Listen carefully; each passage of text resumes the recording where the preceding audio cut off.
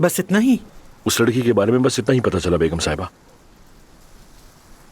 ठीक है नियाज़ी, जाओ अपना काम करो। आदिल,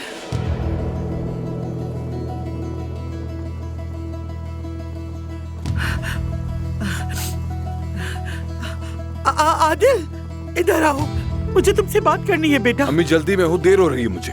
बेटा, हाँ। मैंने उस लड़की ज़मरुद के बारे में कुछ अच्छा नहीं सुना है। अरे अम्मी, आपने किसको भेजकर इंक्वायरी कराई है, बताएं। आदिल, मोहल्ले वाले, काम वाले सब उसके बारे में बातें कर रहे हैं। वहाब नाम के किसी आदमी के साथ उसका ताल्लुक है और उसकी माँ भी अच्छी औरत नहीं, ये तुम्हें पता होना चाहिए। मैं कभी तुम्हें उस लड़की से शादी नहीं करने दूंगी। अम्मी, जो कुछ भी आपने सुना है सब कुछ झूठ है और हम इस हवेली में सबसे बेहतरीन शादी करेंगे। आप सब रिश्तेदारों को दावतनामे भेज दें, बता दें सबको, ठीक है? चले, खुदा हाफिज। ठीक है, अब जो कुछ करना है तुम्हें ही करना है अजमत।